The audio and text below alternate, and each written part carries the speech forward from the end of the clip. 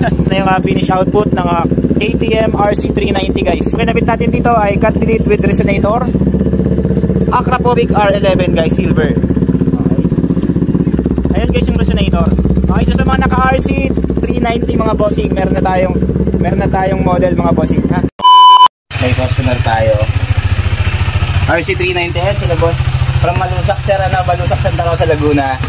So pagawa tayo ng ng elbow guys.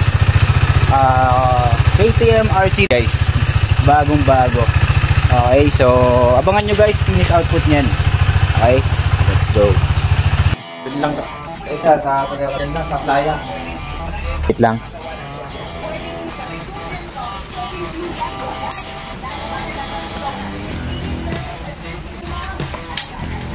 Mga abot 3 oras. Yan ang bossing. So meron tayo ditong KTM mga bossing. Alright, ganda. 2,000 years later. R11.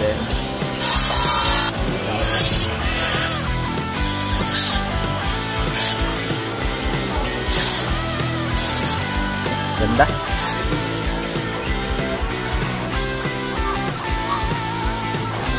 So yun guys, tapos na nga natin yung KTM RC390 mga bossing. Ayan, RC390, 200 odo lang mga bossing. Nag-upgrade ng cut delete with resonator, Akrapovic R11 silver. Ito guys yung appearance.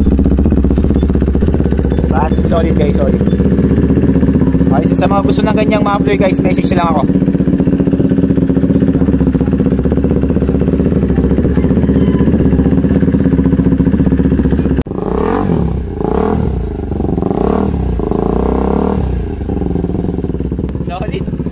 Na yung finish output ng ayun guys yung resonator. Okay, so sa mga naka RC390 mga bossing, meron na tayong model mga bossing ha. Okay, baka solid guys. Ayun yung owner natin si sir. Okay, so sound check tayo. Akrapovic R11.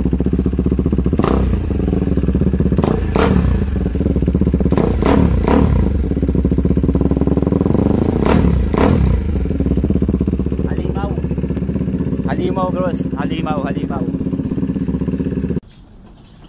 Alright, so pauwi na si sir. Client natin guys. Lupet.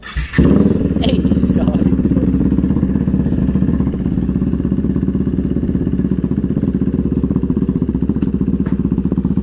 Alright. Thank you sir, thank you. Thank you sir, thank you. Ride safe, ride safe.